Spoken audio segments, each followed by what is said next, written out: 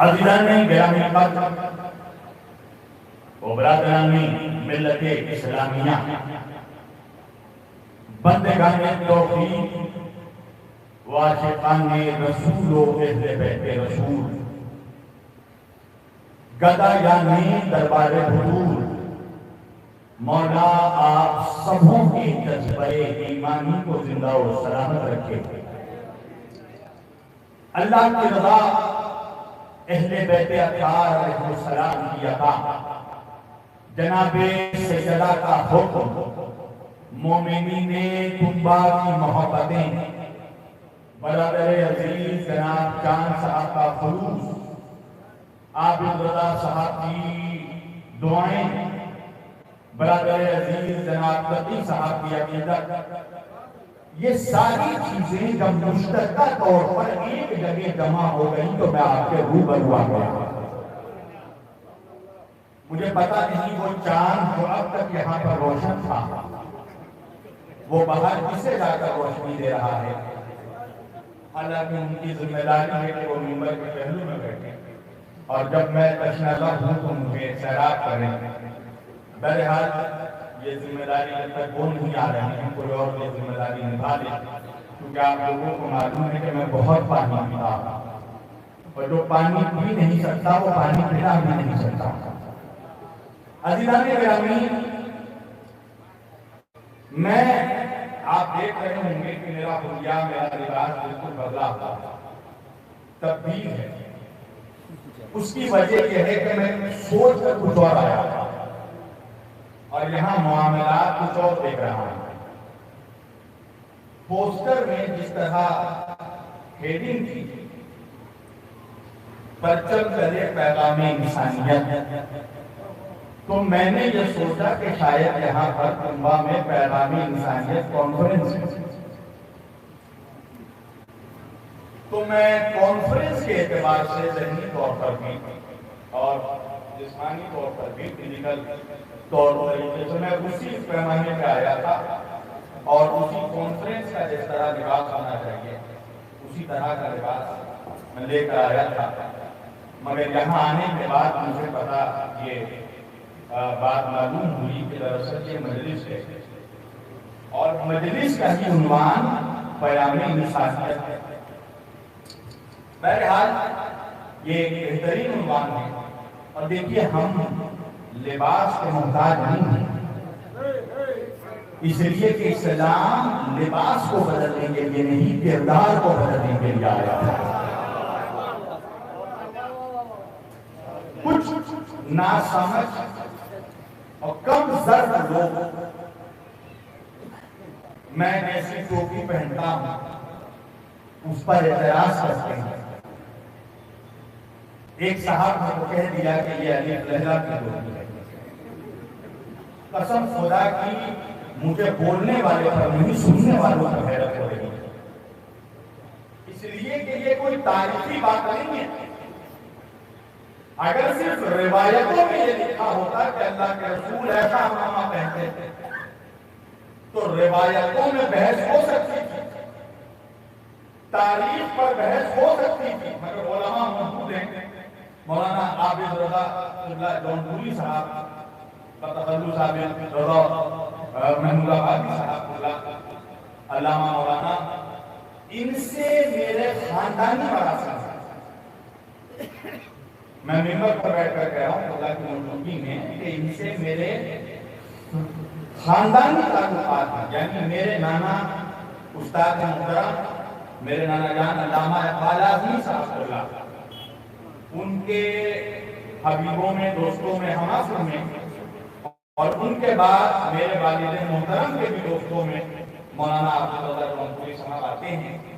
और इन्होंने मुझे यानी उस जमाने से देखा है कि जब मेरे चेहरे पर दाढ़ी को छोड़ दी, जब मुझे भी नहीं आई, मेरा बचपन इन्होंने देखा है।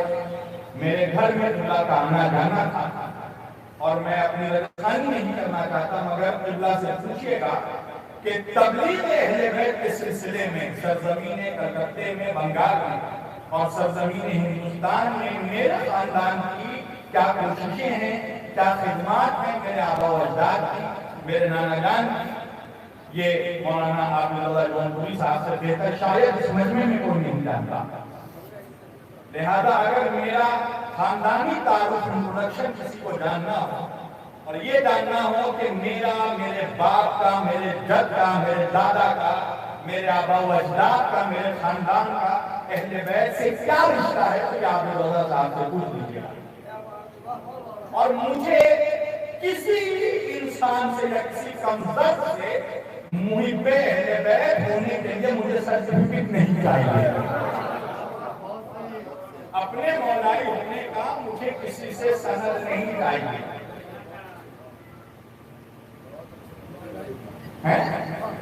आप अपने अमाल का मुहासबा कर लें। आप अपने अमल का जवाब देंगे, मैं अपने अमल का जवाब दूंगा। मैं क्या करता हूं, कैसा अमामा पहनता हूं, मैंने कहा ना कि ये रिवायती बात नहीं है। अगर रिवायत नहीं होता ये कि अल्लाह के रसूल इस तरह का अमामा पहनते थे, इस तरह की टोपी पहनते थे, फिर को बहस हो सकती थी। मगर जब अमामा आज भी मौजूद है,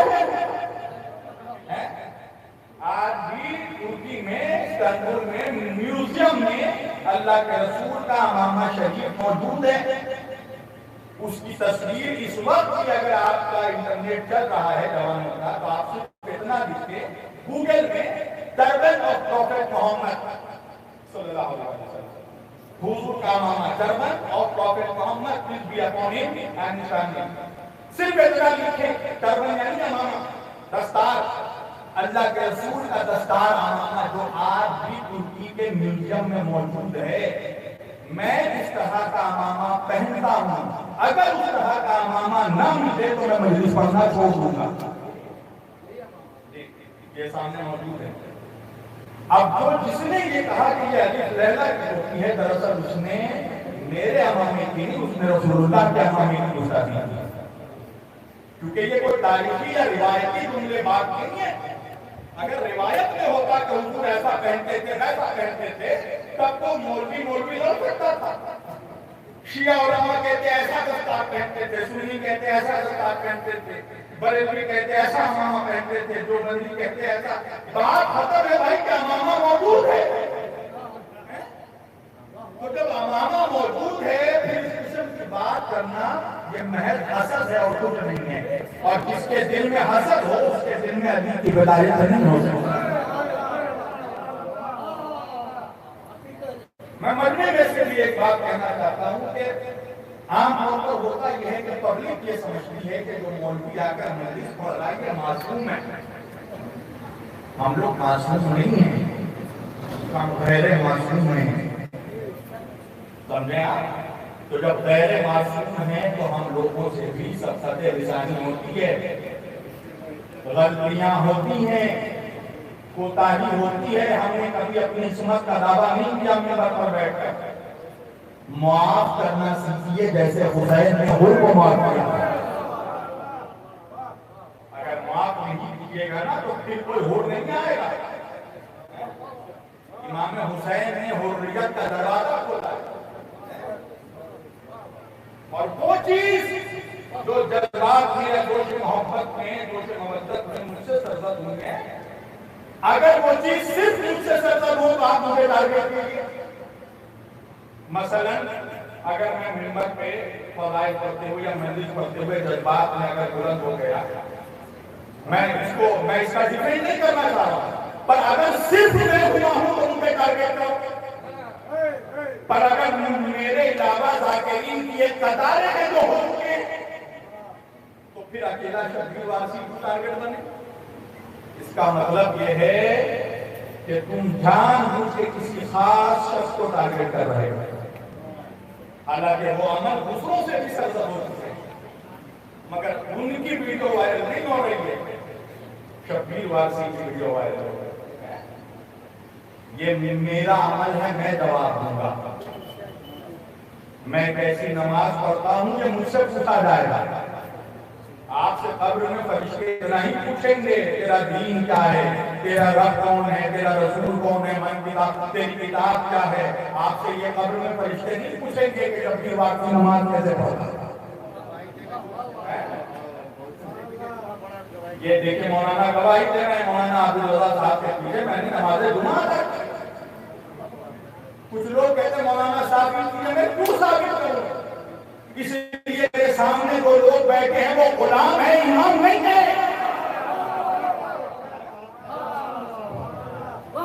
मैं अपने अमल का जवाब अपने इमाम ज़माना को दूंगा। कौन है इस मजमे में या किसी मजमे में भी जहां तक निवासी पढ़ रहा या कोई कभी पढ़ रहा, कौन है जो उनके फल से बता दे कि उसने कभी खता उत्तर नहीं करता? किसी इंसान से गलती नहीं हुई है, माफ करना सीखिए। इमाम हुसैन ने और को माफ किया। जब हम बचपन में, मुझे याद है बचपन में जब मैं मजलिसें सुनता था, जाकर उलमा की मजलिसें सुनता था, शिया जाकिरीन की मजलिसें सुनता था, तो उस वक्त मिंबर से ये कहा जाता था कि कोई हुर बनकर आए तो हम उसे गाली लगाएंगे। तो जब कोई हुर की तरह आ रहा है तो उसके साथ कोई मोला जैसा सुलूक क्यों कर रहे हो?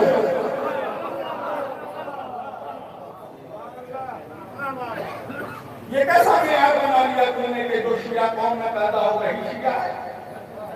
मेरे नजदीक शियत एक जमात का नहीं, किरदार का नाम है। शिया कहते हैं पैरोकार को, शिया कहते हैं फॉलोवर को। अगर कोई शिया घर में पैदा होकर भी उसका किरदार अगर अली जैसा नहीं है तो कहेगा शिया। शिया घर में पैदा होकर अली अली करना कमाल नहीं है। कमाल उन लोगों का है जो रिसर्च करके अली अली करते हैं।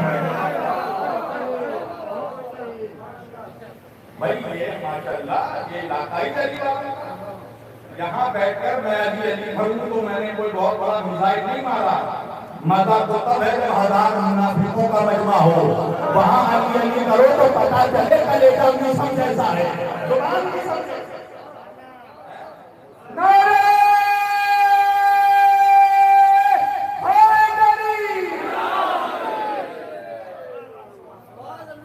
अपने मजमे में बैठकर बड़ी बड़ी डेंगे मार देना बहुत आसान है। आओ हफ्ते जहरा वहां पढ़ो जहां तबलीग वासी पढ़ता है, आओ वहां फलक पढ़ो जहां मैं पढ़ता हूँ, आओ वहां बीवी का मुकदमा पढ़ो जहां मैं पढ़ता हूँ, फिर समझूंगा तुम्हारे सीने पर कितना कलेजा। शियों के मजमे में अगर मैंने फिरक पढ़ा तो कोई कमाल नहीं किया, सुन्नियों के मजमे में फिरक पढ़कर दिखाया है।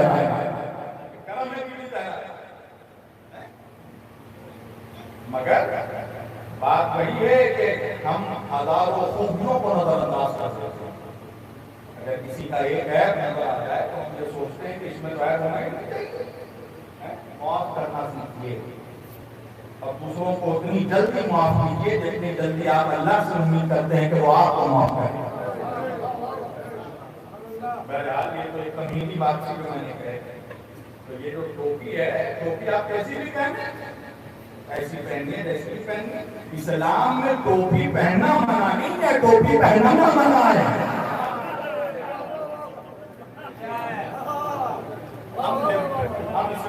हम लिबास में इस्लाम देख रहे हैं, लिबास में इस्लाम नहीं है, इस्लाम में लिबास है। दाढ़ी में इस्लाम नहीं है, इस्लाम मैंने क्योंकि मैं कॉन्फ्रेंस का जहन बना कर आया था, मगर मेरे हाथ में जो उन्वान आया में इंसानियत का है, तो इंशाअल्लाह इसी मौजू पर मेरी तकलीफ एक सलावत पढ़ी मोहम्मद वाले मोहम्मद।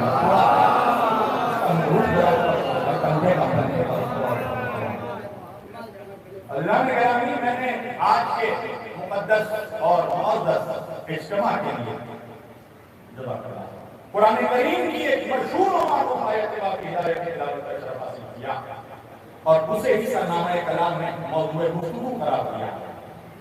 परवरदिगार आलम अपनी मुक़द्दस किताब कुरान मजीद को फ़ुरक़ान हमीद में इकरार फरमा रहा है, बिस्मिल्लाहिर्रहमानिर्रहीम, बजदातुम मिनल्लाहि नूरुन व किताबुम मुबीन।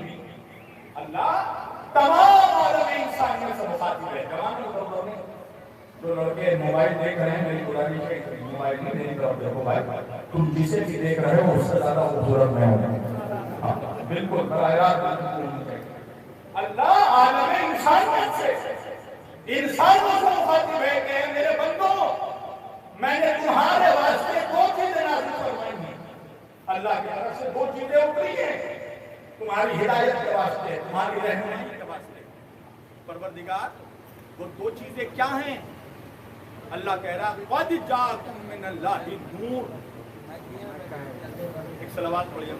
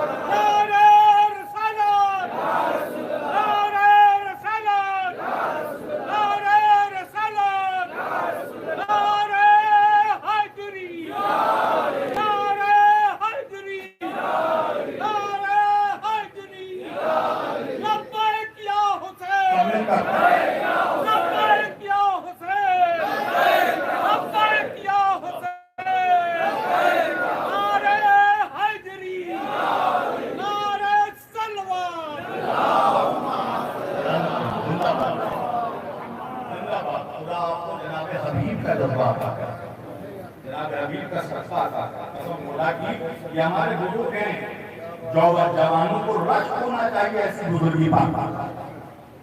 मैं ऐसी बुजुर्गी पर, ऐसी ज़ईफ़ी पर, ऐसे हजार मनहूस जवानों की जवानी को कुर्बान कर दूं जिनके गलों से अली नहीं निकलता।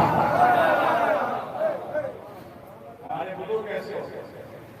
और एक बात और क्लियर कर दूं कि हर किसी का माजी ना खंगाला कर, हर किसी के माजी को मत देखो। शब्बीर वासी पहले क्या था, नहीं, ये देखो अभी क्या है। 10 साल 12 साल मेरी पुरानी तकलीफ इधर उधर से काट के क्लिप लगा के वीडियो वायरल कर रहे हो। साबित क्या करना चाहते हो? तुम्हें पता है अगर इमाम हुसैन ने होर का माजी देखा होता तो होर कभी अलैहिस्सलाम ना बनते। हुसैन के चाहने वाले हो तो माजी ना देखो, हाल तो देखो अभी क्या है।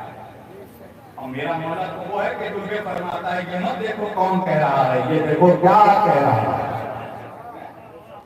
अल्लाह कह रहा है कुरान में क़द जाअकुम मिनल्लाहि नूरुन व किताबुन मुबीन। मुझे मालूम है माशाअल्लाह यहाँ पर मेरे शिया भाइयों के साथ अहले सुन्नत बरादरान की ये बहुत बड़ी खैरियत आज यहाँ में मौजूद है। आज ये दूर दराज से मैं दोनों को मनहूस खल्क़ रखते हुए जुमले कर रहा हूं। अल्लाह कह रहा है मेरे बंदों, हमने तुम्हारी हिदायत के वास्ते दो चीजें नाज़िल की हैं। क्या है वो दो चीजें? क़द जाअकुम मिनल्लाहि नूर, सबसे पहले मैंने नूर को नाज़िल किया है। सबसे पहले हमने नूर को उतारा और किताब मुबीन, और फिर हमने रोशन किताब को नाज़िल किया है। नूर और किताब, तवज्जो रखिएगा, हिदायत के वास्ते अल्लाह की तरफ से दो चीजें उतरी हैं, नूर और किताब। अच्छा, अल्लाह तो कह रहा है नूर और किताब, मगर बंदा ये कह रहा है कि हर गुनाह किताबुल्लाह है। ये नारे आज भी लग रहे हैं। आदम अलैहिस्सलाम में कुछ लोग हैं, मैं उन लोगों का नाम नहीं लूंगा, हम अली के खतीब हैं, हम बीमार के नहीं बीमारी के दुश्मन हैं। अली बीमारों को खत्म करने नहीं आए थे, बीमारी को खत्म करने आए थे। लिहाजा टारगेट बीमारी हो। तवज्जो, नारा नहीं लग रहा है नौजवानों के जहनों में। एक तबका है बड़ी बड़ी दाढ़ी वाले और झाड़ी वाले, जवानों के जहनों में एक बात डालने की कोशिश कर रहा है। वो बात क्या है? देखो, हस्बुना किताबुल्लाह, फकत किताब का क्या मतलब? क्या सिर्फ कुरान पढ़ो? क्या मतलब? कहना नबियों की जरूरत, रसूलों की जरूरत, नबियों की जरूरत, न इमामों की जरूरत, न मुजतहिदीन की जरूरत, न उलमा की जरूरत, न मराजे की जरूरत, न मर्जा की जरूरत, सिर्फ किताब पढ़ो। अच्छा भाई, ये तो स्लोगन लग रहा है सऊदिया से लेकर सहारनपुर तक किताब काफी। तो मुसलमानों में तुमसे पूछूंगा कि तुम मुझे ये बता दो कि ये किताब है किसकी? हाय हाय हाय, भाई मेरा अपना मिजाज है, मैं सन्नाटे में तकलीफ करने वाला नहीं। वो कुछ लोग कहते हैं ना मौलाना फरिश्ते सुन रहे हैं, मुझे फरिश्तों को नहीं सुनाना, फरिश्ता मुझसे बेहतर जानता है अली का मुकाम क्या है। मैं इंसानों को सुनाने आया हूँ जवानों, मुझे ऐसा लगना चाहिए कि मैं मुर्दों के बीच नहीं मर्दों के बीच पड़ रहा हूँ।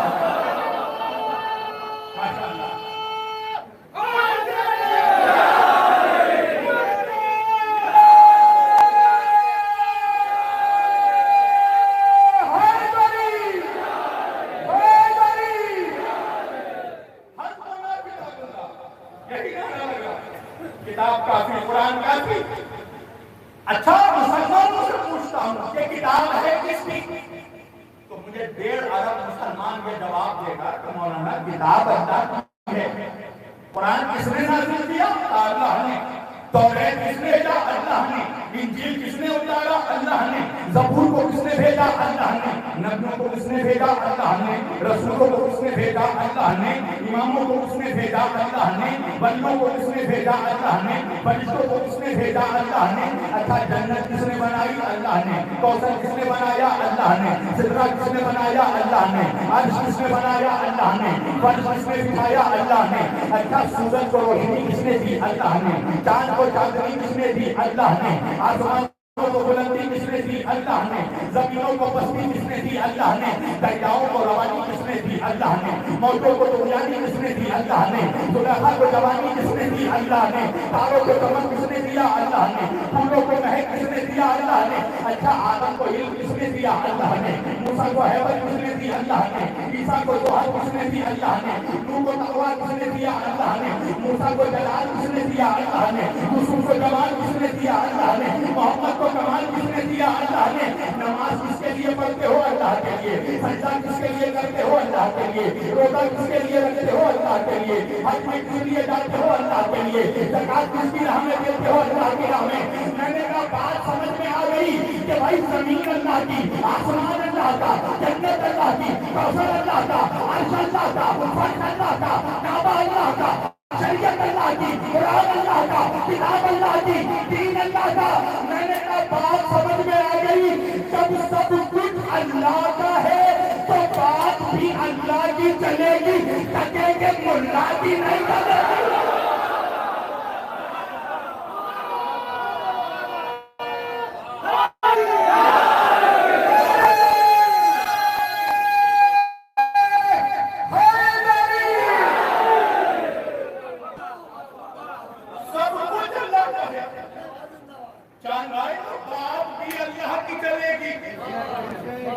मुल्ला की नहीं चलेगी।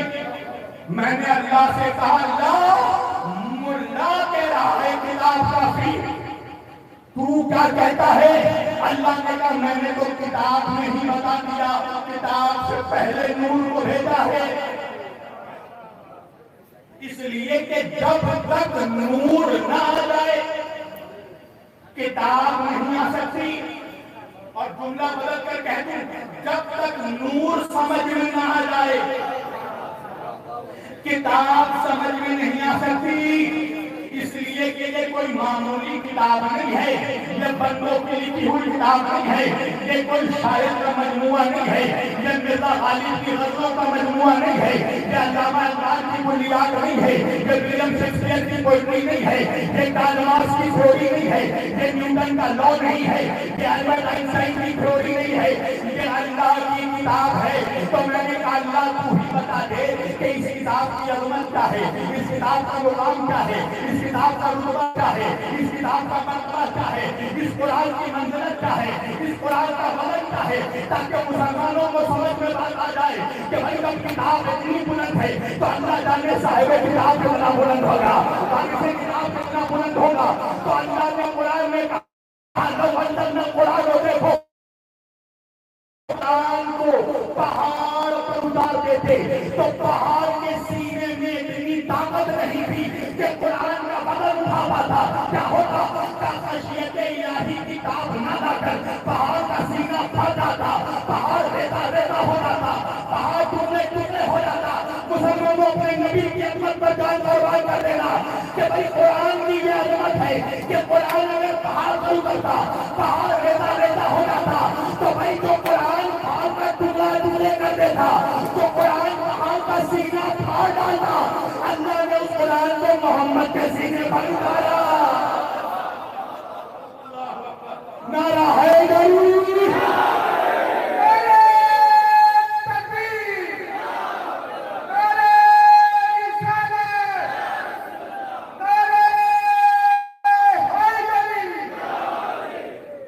पूरी तरह तो आखिरी तक असल दुनिया तो अब आने वाला है मेरी जान। अब नहीं बोलोगे तो मुझे अफसोस होगा। भाई अंदाजा तो लगाओ, जिस कुरान का वजन पहाड़ न उठा सका, अल्लाह जाने उस जात का वजन क्या होगा कि जिसने अपने सीने पर कुरान उठाया। जुमला कहना मेरा काम, सुनना तुमरा के जवानों का काम कि वो कुरान को पहाड़ का सीना फाड़ डालता। अल्लाह जाने वो सीना कितना मजबूत होगा, वो जात कितनी बदनी होगी। जिसने कुरान का वजन उठाया तो अल्लाह जाने वो जात कितनी मजबूत होगी। जिसने अपने गोद में 40 सालों तक वारिस कुरान का उठाया।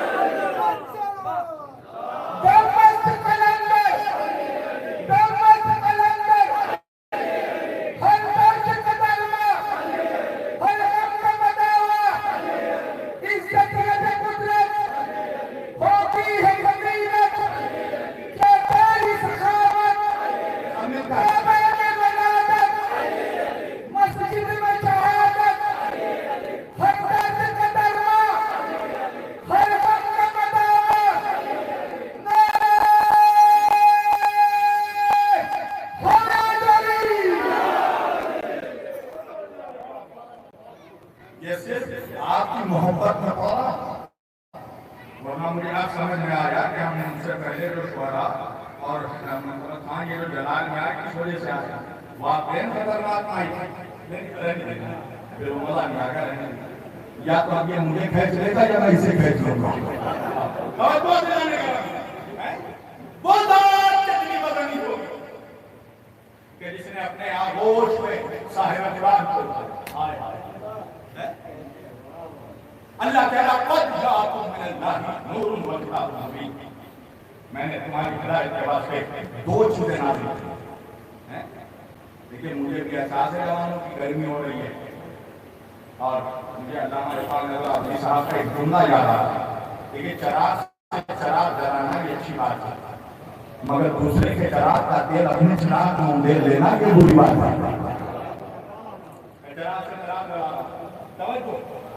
गर्मी तो बहुत है, मगर यहाँ की गर्मी में कौसर से मौजों की वो ठंडक मैसर आ रही है कि फिर गर्मी को सरगर्मी दिखाने की जरूरत ही नहीं हो रही।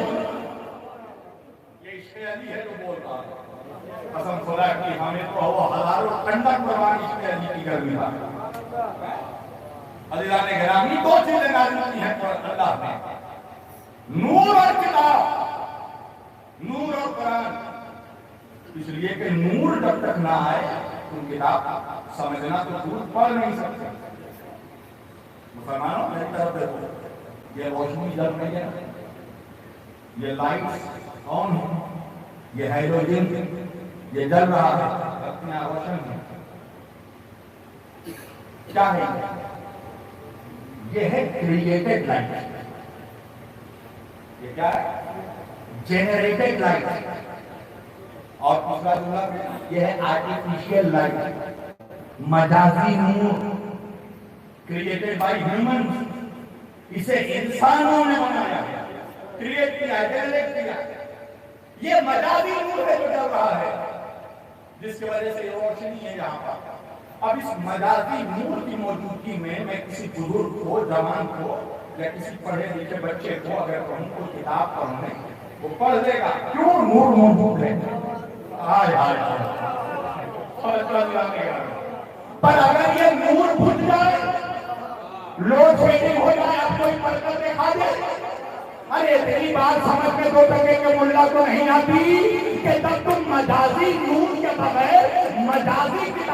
नहीं कर सकते तो इलाही नूर के बगैर इलाही किताब क्या पढ़ोगे? हकीकी नूर के बगैर हकीकी किताब क्या पढ़ोगे? आप कहेंगे हकीकी नूर कहाँ? वही तो वो नूर था जो कोहे नूर पे चमका। हाय हाय, तुम्बा वाले भी बड़ा इम्तिहान लेते हैं, जब तक खतीब को उन्हें दिगर ना पेश करते बोलोगे नहीं, और मैं भी जिद्दी खतीब हूँ, बुलवा कर बोलूंगा।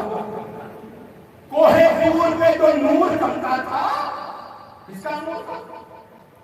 अब जो लोग अहले बैत से दीन नहीं लेते, कहते वो अल्लाह का नूर था। अच्छा, अल्लाह का नूर था।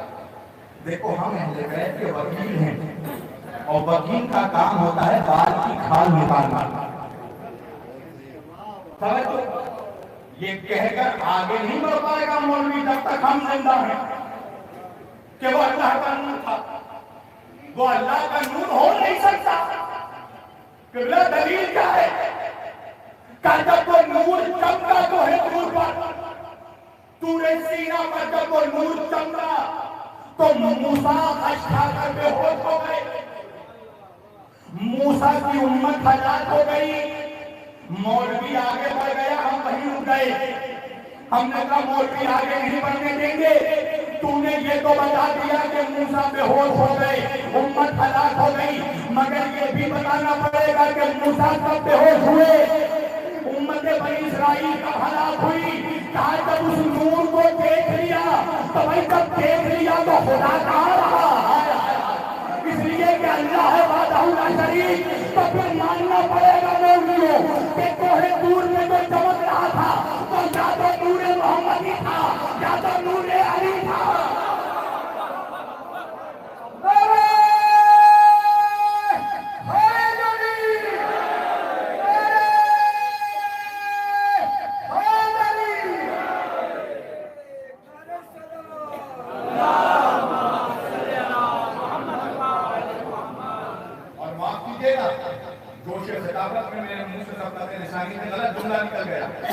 मुझे क्या कहना नहीं चाहिए था, इसलिए कि या नबी या अली नहीं, नबी का भी नूर था, अली का भी नूर था। इसलिए उस वक्त नूर जुदा नहीं हुआ था।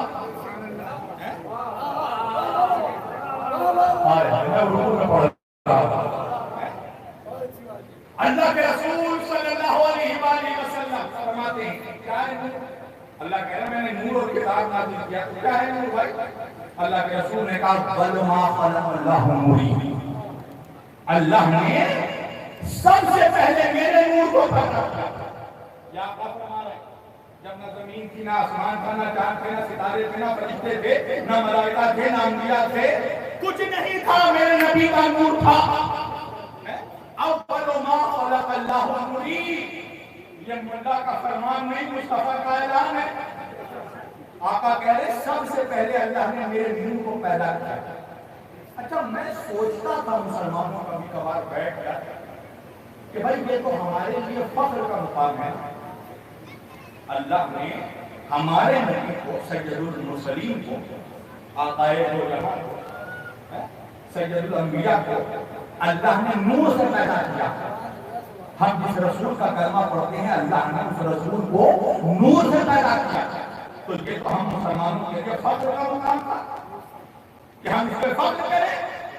मैं सोचने लगा कि आखिर वो कैसे मनहूस मुसलमान है और कैसे मनहूस मुल्ला है जो अपने नबी के नूर होने का ही इनकार करते हैं। ये तो फख्र का मुकाम है। अल्लाह ने हमारे नबी को नूर से पैदा किया। तो भाई जब नबी खुद कह रहे हैं कि अल्लाह ने मुझे नूर से पैदा किया, तो फिर भी आज इसी उम्मत के कुछ मुल्ला जिद पर क्यों है कि नबी नूर नहीं? कुछ है ना मुसलमान मुल्ला है, जमात है पूरी जो नबी के नूर होने का इनकार करती है। मैं सोचता था वजह क्या है? वजह यह है मुसलमानों कि अगर नबी सिर्फ ये कहकर रुक जाते कि अल्लाह ने सबसे पहले मेरे नूर को पैदा किया, तो शायद हर फिरके का मौलवी नबी को नूर मानता, मगर मेरे नबी ने भी मुनाफिकों के गले में हड्डी अटका दी। वजह यह है कि हदीस यहाँ खत्म नहीं हुई है। मेरे नबी ने कहा अव्वलु मा खलक़ अल्लाहु नूरी, अल्लाह ने सबसे पहले मेरे नूर को पैदा किया। फौरन मेरे नबी ने आगे बढ़कर कहा वाना वालिदुम मिन नूरिन वाहिद, मैं और एक नूर के दो हिस्से हैं। अब समझ में आया, ये मुल्ला जो नबी के नूर होने का इनकार करता है, ये नबी के बुख में नहीं, अली के बुख में। बहुत बड़ा जुमला था जो जिस वक्त निस्फ नूर मिला, निस्फ नूर से, जिस वक्त निस्फ नूर मिला, निस्फ नूर से अपने मकीर जगह के देखा गुरूर से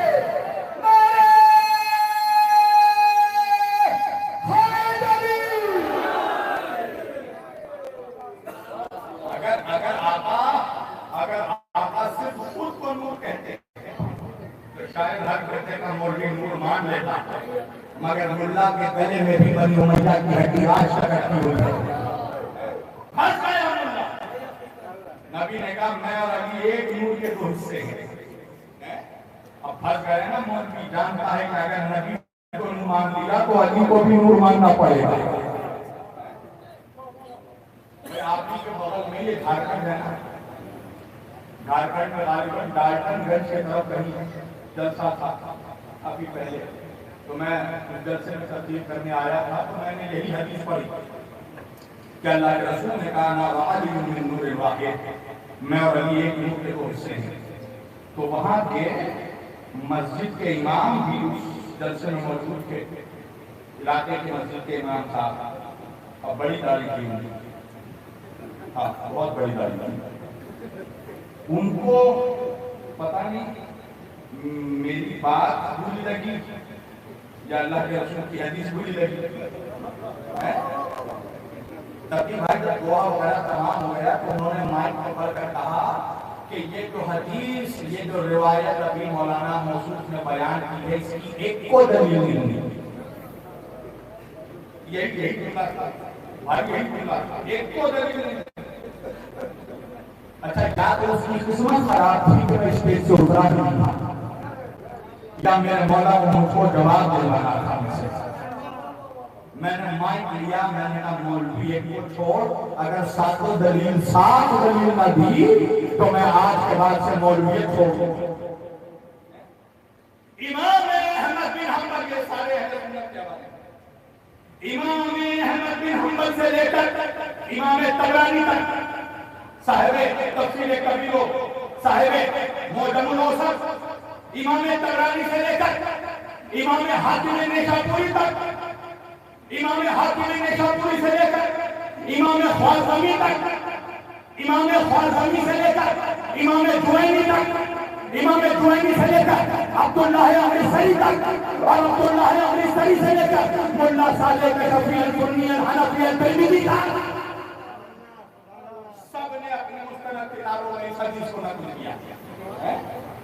इमाम अहमद बिन हंबल ने तो इन जुमलों के साथ नकल किया कि अल्लाह के रसूल ने ये फरमाया कि अल्लाह ने मेरे और अली के नूर को आदम की खिलकत से 14,000 साल पहले पैदा किया।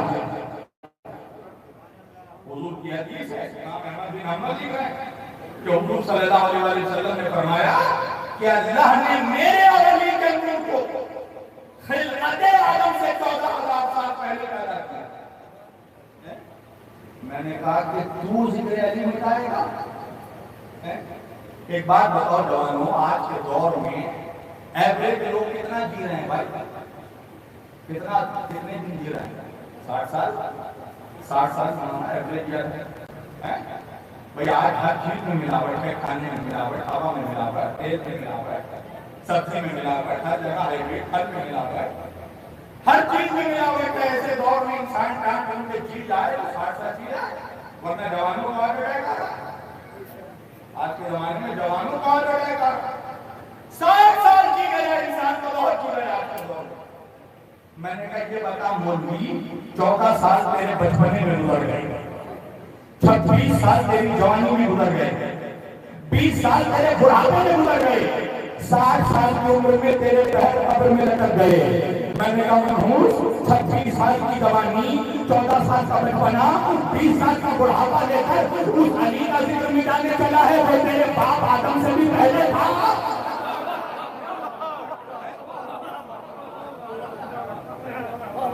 तेरे अब्बास के आदम से भी पहले जब कुछ नहीं था। हमारे कुछ तो अकीदतमंद मुहिबान अहले बैत, जमाल भाई जैसे, हमीद भाई जैसे मुहिबान अहले बैत जो औलाद हैं, उनको मौलवी आजकल बड़ा टोन करता है, ताना देता है।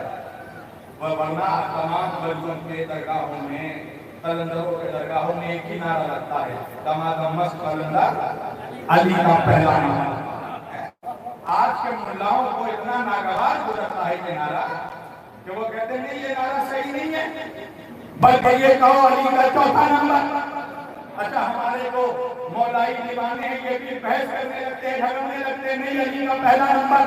मैं कहता हूँ मेरी जान ये बहस ही मत करो, अली का पहला नंबर या चौथा नंबर, अली तो उस वक्त भी था जब नंबर पैदा नहीं हुआ था। नारा है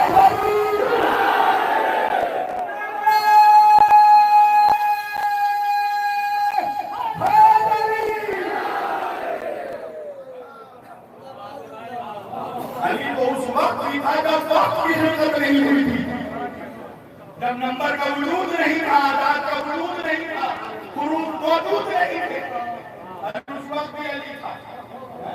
हम अली को नंबरों में बांटोगे, अली को नंबरों से भी पहले तवज्जो।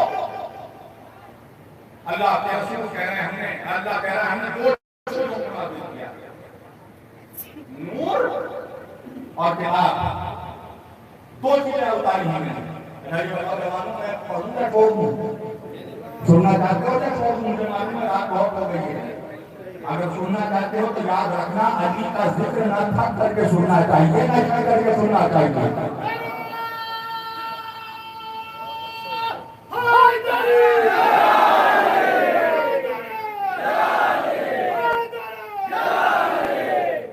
दो चीजें उतारी हैं हमने, कुरान किताब और नूर और किताब। नारा लग रहा है गुना किताब अल्लाह, किताब काफी। अच्छा चलिए आज चांद भाई एक काम करते हैं, जरा उनको भी कुछ कर देते हैं, उनको समझ रहे हैं ना, नालायकों को।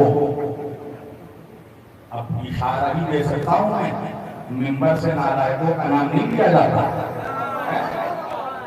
खुश करते हैं, चलो मिलकर तुम वालों हम सब कुछ करते हैं, नालायकों को भी चलो भाई हम आज से तुम्हारी बात मान रहे हैं किताब का। अब तुम्बा वाले भी कहेंगे कि अब तक तो ठीक ठाक कर रहे थे, अब अचानक क्या हो गया बातचीत आपको? भैया मैं कह रहा हूँ कि मैं भी आज ऐलान कर रहा हूँ किताब काफी, मुल्लाओं मैं भी कह रहा हूँ किताब काफी, किताब काफी। मगर मुझे ये भी बताओ क्या किताब समझने के लिए तुम भी काफी हो?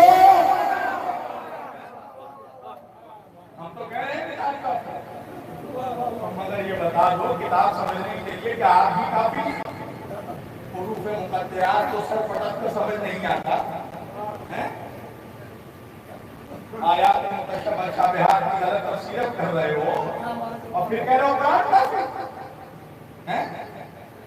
अल्लाह ने दो चीजें उतारी हैं, कुरान को तन्हा नहीं उतारा, नूर और किताब। तो जब नूर और किताब हिदायत के वास्ते उतरी है तो अल्लाह उसी किताब में कहता है लन तजिद लिसुन्नतिल्लाहि तब्दीला, अल्लाह के कानून में तब्दीली नहीं होगी, अल्लाह का कानून बदलता नहीं, अल्लाह के निजाम में चेंजेस नहीं होते।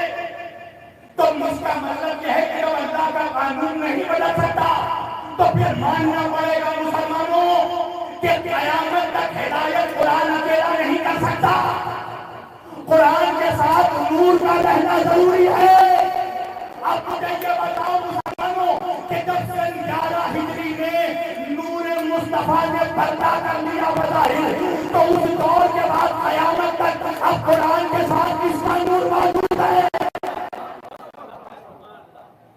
बताना पड़ेगा भाई। नूर मुस्तफा बज़ाहिर में कह रहा हूं, बज़ाहिर आका का नूर हमारी आंखों से ओझल हो गया, वरना उनका नूर तो हर जगह रोशन है। उनके वजूद को मौत नहीं आ सकती। तवज्जो, उसके सदक़े में कायनात बनी है, उसका वजूद उड़ जाए तो कायनात कहाँ बचेगी? मैं बज़ाहिर कह रहा हूँ, बज़ाहिर सन 11 हिजरी में नूर मुस्तफा हमसे छुप गया। तो अब सवाल ये है कि फिर क़यामत तक कुरान के साथ किसका नूर मौजूद है? आओ उसी नूर से पूछते हैं, अल्लाह के रसूल से पूछते हैं, या रसूल अल्लाह, आपके बाद क़यामत तक कुरान के साथ किसका नूर मौजूद है? मुसलमानों, मेरे सुन्नी भाइयों भी मेरी तरफ देखो। मेरे नबी ने अपनी जिंदगी में कुल एक हज किया, वही पहला, वही हुजूर जिंदगी का आखिरी हज, हज्जतुल विदा, सद्दा सिलेंगे। एक बात समझ में आ गई जमाल भाई कि हाजी बनना सुन्नत रसूल है। अब एक बात मैं आहिस्ते से कहूंगा, सुनेंगे तुम्बा वाले जोर से। हाजी बनना नबी की सुन्नत है, अलहाज बनना नबी की सुन्नत नहीं है। अल्लाह, अलहाज बनना सुन्नत नहीं है। ये लोगों को शौक चढ़ा है अलहाज बनने का। पड़ोस में मुसलमान भूखे मर रहे हैं, गाजा के मुसलमान तड़प रहे हैं, और ये साहब हर साल हज पे हज को जा रहे हैं। अल्लाह तेरी हज को तेरे मुंह पे मार देगा। हुकूकुल्लाह हो गया, हुकूकुल इबादत हो गया। अल्लाह ने कुरान में हुकूकुल्लाह का जिक्र 300 मरतबा किया है, 300 टाइम्स। मगर हुकूकुल इबादत यानी माँ बाप का हक, गरीबों का हक, भाई का हक, बच्चों का हक, दोस्तों का हक, बूढ़ों का हक, बुजुर्गों का हक, बच्चों का हक, समाज के गुरबा का, मिस्कीनों का हक, यतीमों का हक, असीमों का हक, अल्लाह ने हुकूकुल्लाह का जिक्र कुरान में 300 मरतबा किया। मगर हुकूकुल इबादत का जिक्र अल्लाह ने 1700 मरतबा किया। 1700 टाइम्स अल्लाह ने बंदों के हुकूक का जिक्र किया। तुम्हारी ऐसी नमाजें किसी काम की नहीं है कि सजदा करो और घर में आके माँ बाप को तकलीफ दो। अल्लाह ऐसे सज्जों को तुम्हारे मुंह पर मार देगा। एक हज किया मेरे नबी ने, लफ्ज़ के दलाल सन 10 हिजरी में, जब अल्लाह के रसूल हज करके लौट रहे थे तो मेरे नबी के साथ तकरीबन 1,26,000 सहाबाए कराम रिज़वानुल्लाह ताला अलैहिम मौजूद थे। 1,26,000 companions of Prophet Muhammad will be upon him and Islami। 7 lakh सहाबा मुसलमान दादा हाजी हज करके लौट रहे हैं। मक्का और मदीने के बॉर्डर में एक मैदान था, जिस मैदान का नाम सुनकर आज भी मुनाफिक मर जाता है, जल जाता है, दौड़ जाता है। उस मैदान का नाम गदीर ख़ुम था। गदीर ख़ुम मैदान। अल्लाह के रसूल को हुक्म आया, मेरे नबी ने सारे मजमे को रोका, ऊँट के पालानों का कजाओं का मिंबर बनाया, मिंबर बनाकर फसीहों बलीग खुलवा दिया। सारा खुलवा करने का वक्त नहीं है मेरे पास। आखिरी पैराग्राफ जो मैं अपने उन्वान से रिलेट करना चाहता हूँ, कौन है मुस्तफा के बाद कुरान के साथ कौन मौजूद है? याद रखते हैं, मेरे नबी ने कहा मुसलमानों को बता गया कि मैं अल्लाह से हकीकी मुलाकात को लौट जाऊं। तो छलकते हुए आंसुओं के साथ मुसलमानों ने, सहाबा ने पूछा, या रसूल अल्लाह आप तो जा रहे हैं, अपने बाद किसको छोड़कर जा रहे हैं? या रसूल अल्लाह हम आपके बाद किसका दामन थामेंगे? मेरे नबी ने फरमाया, सुनना मुसलमानों, अहले सुन्नत के नजदीक और अहले सुन्नत वल जमात के नजदीक कुरान के बाद 6 किताबें सबसे बड़ी। सिहाए सित्ता उसको तो ऐसे ही कहा जाता है। तो जाहिर बात है सही किताबों में सही रिवायत पेश कर। 2 किताबें सियासत की बड़ी किताबें, सही मुस्लिम शरीफ और तिरमिजी शरीफ। अच्छा, सही मुस्लिम का हवाला दिया मैंने, और फिर जो सही मुस्लिम को ना माने वो सही मुस्लिम नहीं हो सकता। साहबा ने पूछा, या रसूल अल्लाह अपने बाद किसको छोड़कर जा रहे हैं? मेरे नबी ने कहा, इन्नी दारिकुन फीकुम मुस्तक़लैन किताबुल्लाही व इत्रती अहले बैती। मैं अपने बाद 2 भारी चीजें छोड़कर जा रहा हूँ।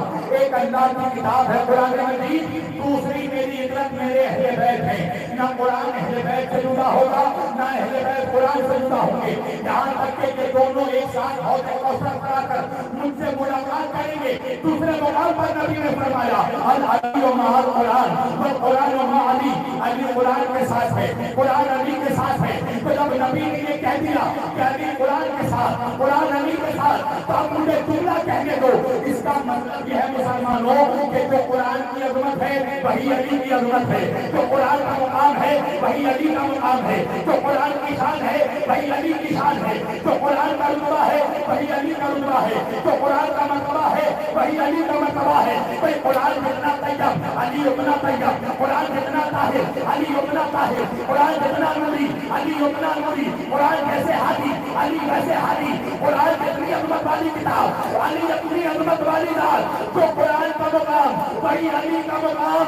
मगर एक फर्क है मुसलमानों, एक फर्क है, कुरान को छूने के लिए जिस्म का पाक होना जरूरी है और अली से मोहब्बत के लिए खून का पाक होना जरूरी है।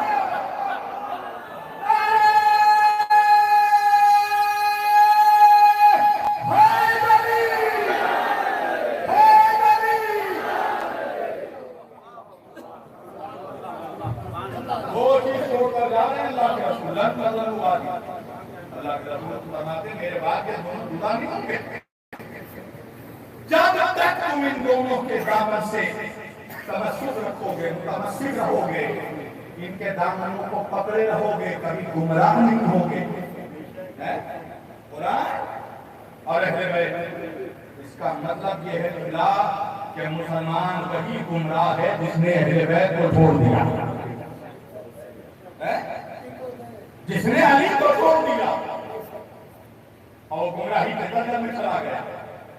हिदायत याफ्ता वही मुसलमान है जिसने कुरान के साथ अहले बैत का दामन पकड़ा हुआ है।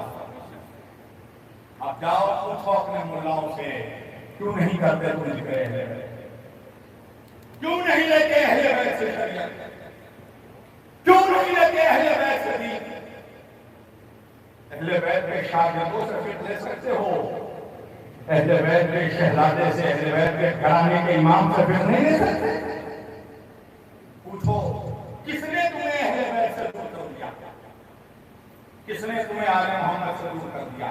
और ये बताओ कि अहले बैत से जो तुम्हें दूर किया मुसलमानों, तो अहले बैत का क्या बिगड़ा है? अहले बैत का अली का क्या बिगड़ा? जनाब मुख्तार, अमीर मुख्तार को जब इब्ने ज़ियाद के दरबार में कैद करके लाया गया, तो Ibn Ziyad Mukhtar Ibn Ziyad की आंखों में आंखें डालकर कर रहे थे। तो इब्ने ज़ियाद ने मौला के शान में गुस्ताखी की और गुस्ताखी करने के बाद एक मर्तबा मुख्तार का चेहरा देखा था। मुख्तार, तुम्हें तकलीफ नहीं होती मैं तुम्हारे मौला को बुरा कहा, तुम्हारे मौला को गाली दे रहा हूं? सुनना जनाब मुख्तार का जवाब। जनाब मुख्तार ने कहा सुन मैदान के बेटे, ऐ बच्चन मां के बेटे सुन, तूने कभी देखा है गलियों में जब फिरने वाले आवारा कुत्ते चौधरी रात के चांद को देखकर भौंकते हैं, तो उन कुत्तों के भौंकने की वजह से न चांद की रोशनी में कमी आती है, न वो अपने मुकाम से हटता है। जनाब मुख्तार ने कहा सुन, तू बनी उमैया की आवारा गलियों में फिरने वाला आवारा कुत्ता है, तेरे भौंकने से अली चौधरी रात का चांद है, न तो उसकी चांदनी में कमी आएगी, न अली का मुकाम घटेगा।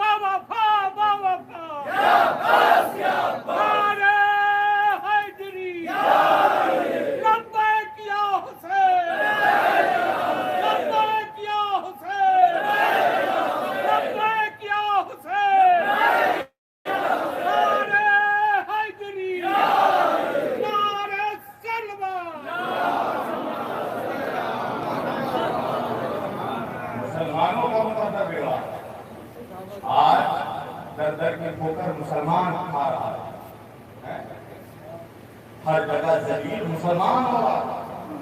अहले बैत के मुकाम में और मरतबे में क्या कर लिया? सारी दुनिया खुदा को खुदा ना माने उसका क्या जाता है? सारी दुनिया रसूल को रसूल ना माने उसका क्या जाता है? सारी दुनिया अली को वली ना माने अली को क्या जाता है? तुम्हारा मुकद्दर क्या?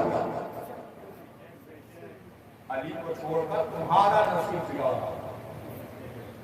मेरे पास मज़ामीन का एक सैलाब है, इस वक्त उम्मीदा चला दामने वक्त में गुंजाइश नहीं है। मैं क्या करूं भाई, ये 12 के बीच में जो ये 3 महमूद काटे हैं ये रुकते ही नहीं। अल्लाह जाने तुम किस बात पर मुस्कुरा रहे हो, मैं तो अपने बंदों का जिम्मेदार हूं। तुमने अहले बैत का कुछ नहीं बिगाड़ा। अली कहते हैं बुलंदी की इंतहा को, अली का क्या बिगड़ा? तुम्हारा मुकद्दर बिगड़ा। मुसलमानों, तुम्हें करबला के वक्त फैसला कर लेना चाहिए था कि तुम्हें किसके साथ रहना है। तुम करबला को नहीं समझे तो आज तुम दर दर पे रहे। तुम्हें करबला में मुसलमानों को फैसला कर लेना चाहिए था 1400 साल पहले कि हमें किस तरफ रहना है। ये किस बहस में लगे हुए हो? शिया सुन्नी वहाबी तरबी जोरंदी अरबी। मैं समझता हूं करबला के बाद से 2 ही बचे हैं मुसलमानों में, या तो हुसैनी है या यजीदी है।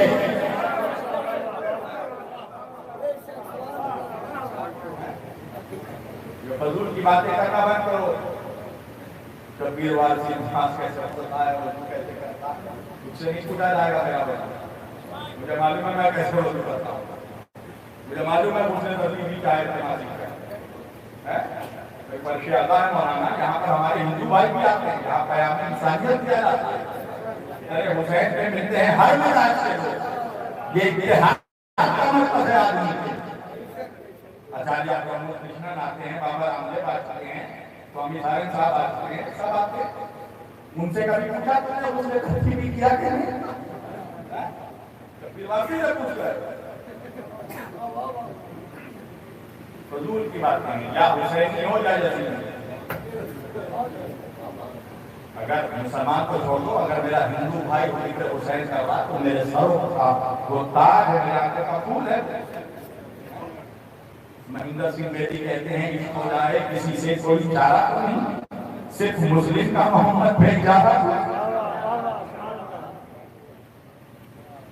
क्या सिर्फ मुसलमान ये कह रहे हैं हुसैन? चल खरे 9 में बशर के तारे हैं हुसैन। क्या बात कर रहे हो? कहां से तुम बातें लेकर आ रहे हो? क्यों लड़ा रहे हो कौम को आपस में? एक वक्त का हुसैन आने वाला है, होना तो ये चाहिए कि हुसैनियों में इत्तेहाद करा है। तुम शिया सुन्नी की बहस कर रहे हो, वहां देखो यमनी क्या कर रहे हैं। जाओ यमनियों को कहो, सैयद बदरुद्दीन मलिक गौसी को जाकर कहो आप शिया हो जाएंगे, आप जैदी पर क्यों अमल कर रहे हैं? कैसी बात कर रहे हो? जाओ किसी को जाकर। मौला फरमाते हैं कि ज़हूर के जमाने में सबसे ज्यादा हिदायत याफ्ता जो करते होगा वो जमानी का पत्र होगा। जमानी वो होंगे जो बराह रास्त जिनकी गाइडेंस में सल्लल्लाहु अलैहि वसल्लम कर रहे हैं। तुम शिया सुन्नी की बहस में लग रहे हो। मैंने बहुत पहले एक जुमला कहा था कि जिक्र अली करने के लिए शिया होना शर्त नहीं है, अली से मोहब्बत करने के लिए सुन्नी होना भी शर्त नहीं है, अली से मोहब्बत करने के लिए बरेलवी होना भी शर्त नहीं है, अली से मोहब्बत करने के लिए फकत हलाली होना शर्त है। किसी के ईमान को मत टटोलो और जबरदस्ती किसी से ऐलान मत करवाओ। तुम्हें नहीं पता कि कोई तुम्हारे मजलिस में आ रहा है, अगर वो ऐलान नहीं कर रहा है, तुम्हें नहीं पता उसकी क्या मजबूरी है। मौलाना जो जहां से तकलीफ कर रहा है उसको वहां से तकलीफ कर रहे हो। क्या मालूम है वो तुमसे अच्छा तो नहीं होगा? क्या मालूम है उसने हजारों को मोमिन बना दिया होगा? उसको कह रहे अली वलीउल्लाह सुना है कि जिसने खुद हजारों से अली वलीउल्लाह पढ़वा दिया। हमें तुम विलायत का दर्ज दोगे, हमें तुम मौला का विलाई बनाओगे, मौलाई तुम बनाओगे हमें। जिसका ना लहजा मौलाई है, जिसका ना किरदार मौलाई है। मौलायत जो है वो तनकीद नहीं, इस्लाह सिखाती है। किसी में कोई परेशानी है, बैठिए इन्हीं गुफ्तगू कीजिए, उससे पूछे क्या मसला है, नहीं है तुम्हें क्या मालूम, उसकी क्या मजबूरी है। अभी ये जो जमाल साहब आए हैं, हमारे शमीन साहब आए हैं, हमारे माशाअल्लाह सुन्नी शुअरा हैं, नाता हैं, ये शियों के मजमे में आकर बैठना ये आसान काम नहीं है। हमारे अगर कोई सुन्नी भाई शियों के मजमे में आता है तो सबसे पहले उसका सोशल बाइकाट होता है, उस पर फतवे देता है मौलवी कि ये शिया हो चुका है, ईरान का एजेंट हो चुका है। और सबसे बड़ा मसला यह है कि कोई बेटी नहीं देता अपने। शिया कहते हैं ये सुन्नी है, सुन्नी कहते हैं ये शिया है। इन विचारों का कसूर क्या है कि इन्होंने हक को पहचान कर हक को भूल दिया। हजारों लोगों से, हजारों मुफ्तियों से, मुफ्तियों से, बस्ती वालों से, रिश्तेदारों से बोले कर आता है तुम्हारे दरमियान पर शादा में, और बजाय मोहब्बत का सुलूक देने के उनके साथ नफरत जैसा बर्ताव कर, उसे कह रहे ऐलान करे। अगर वो ऐलान करने के बाद अगर उसका कत्ल हो जाए, वो मार दिया जाए, उसको गोली लग जाए, तो उसका जिम्मेदार कौन होगा? क्या तकैया जायज नहीं है शियत में?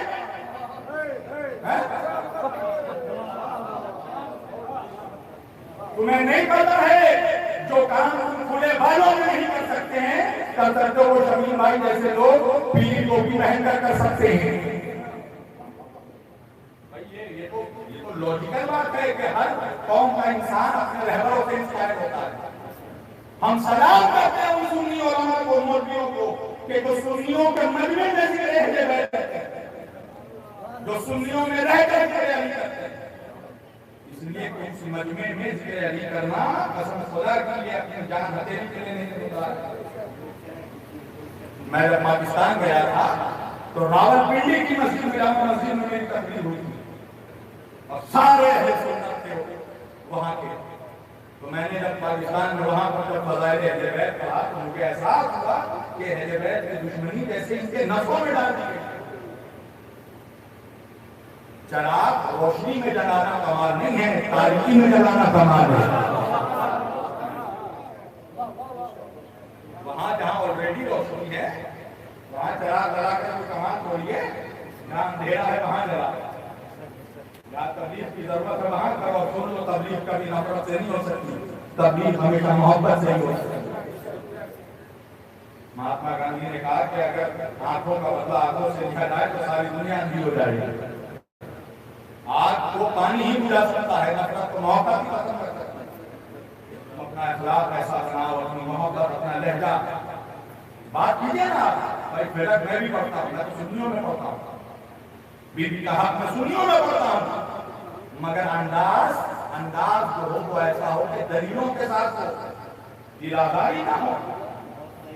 हमें बीमारों को टारगेट नहीं करना है, बीमारी को टारगेट करना है।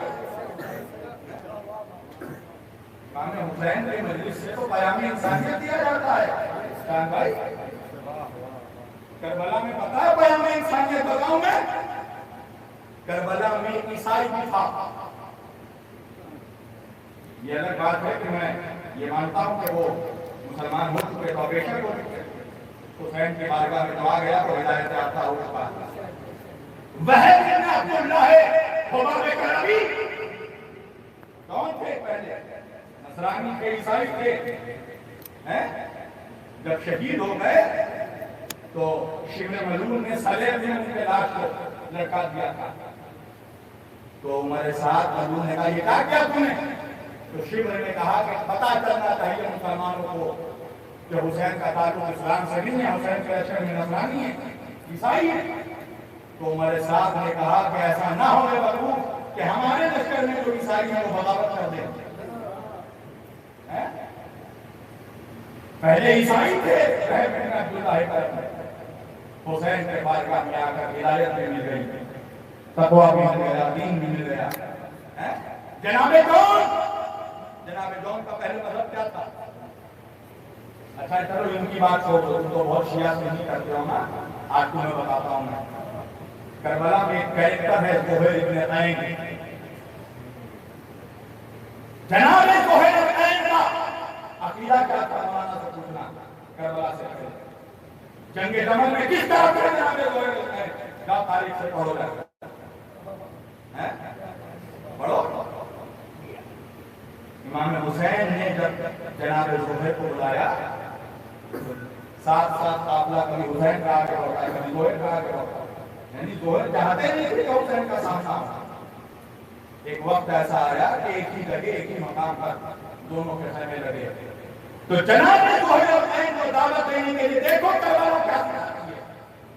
करबला एक दर्स है इंसानियत के लिए। इमाम हुसैन का एक स्टेप करबला में हमारे लिए हिदायत है। इमाम हुसैन ने जनाब ज़ोहैर को खत भेजा, कासिम किसको बनाकर भेजा, शहजादे अली अकबर अबुल फजल अब्बास को ज़ोहैर को बुलाने के लिए।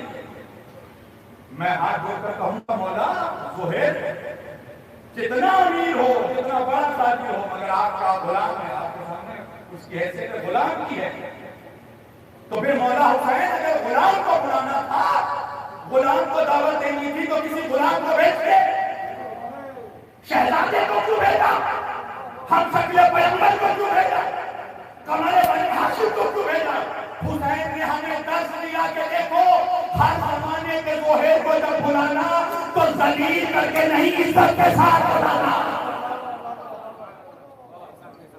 यह है कि जो अपने वक्त के ज़ोहैर को दावत दो तो जलील और रुसवा करके नहीं, इज्जत के साथ बुलाओ। हुसैन अपने फर्श पर किसी को जलील करके नहीं बुलाते। तुम कैसे हुसैनी हो कि हुसैन के मजलिस में और हुसैन के मजलिस पढ़ने वाले को तुम जलील करने की कोशिश कर रहे हो। तुम्हें पता भी नहीं कि इज्जत अल्लाह के हाथ में। वो जिसे वही दोनों का साथ को जुल्म मत है, वो जिसे इज्जत देना चाहे उसे कोई जलील नहीं कर सकता। होना तो ये चाहिए कि मेरे वो सारे सुन्नी भाई और जितने फिरके के मुसलमान हैं जो रिसर्च करके तहकीक करके आ रहे हैं, हमें उनको गले से लगाना है। वो हमारी ताकत है, उन्हें इज्जत और रिस्पेक्ट दो। यह हुसैनियत का दर्स है। हम तो उन हिंदुओं को गले लगाते हैं जो हुसैन के बाद में आता। तुम मालूम है हिंदुस्तान का पहला प्रधानमंत्री कौन है जवानों? कौन बताओ? Pandit Jawaharlal Nehru, first prime minister of India, नास्तिक के, पता है नास्तिक से किसी मजहब पर यकीन नहीं रखते थे। पंडित जवाहरलाल नेहरू मेरे नाना लामा फलादीन का कोटेशन कोट किया करते थे कि पंडित जवाहरलाल नेहरू ने जब इमाम हुसैन की अजमत, इमाम हुसैन का मुकाम बयान किया तो पंडित नेहरू कहता है due to the non communal character and due to the selfless services are righted by the great prophet Mohammed the great of Arabia. Hazrat Imam Hussain was not only the holy prophet of Islam but he was one of the greatest defender of democracy the world has ever produced, and especially the sacrifice of an infant son of Imam Hussain, Hazrat Ali Asghar, is incomparable in the history of entire mankind, and Imam Hussain का सबसे तो पंडित नेहरू कहता है मुसलमानों तुम इमाम हुसैन को इसलिए मानते हो कि तुम ये समझते हो कि इमाम हुसैन ने करबला में इस्लाम को बचाया, इमाम हुसैन ने करबला में नमाज बचाई, रोजा को बचाया, हज को बचाया।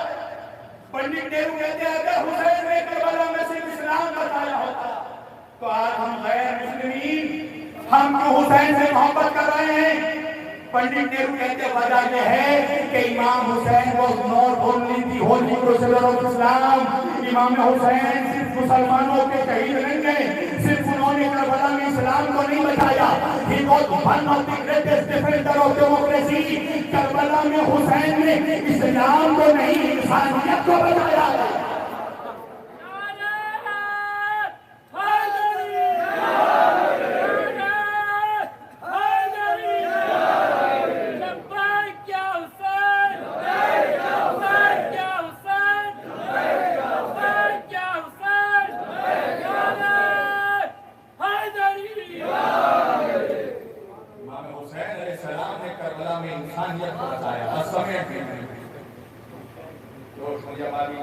सिर्फ मुसलमान के प्यारे हैं हुसैन, चरखे नौवे बशर के प्यारे हैं हुसैन। अरे इंसान को बेदात को हो लेने दो, हर कौम पुकारेगी हमारे हुसैन। पंडित नेहरू कहता है he was one of the greatest defender of democracy।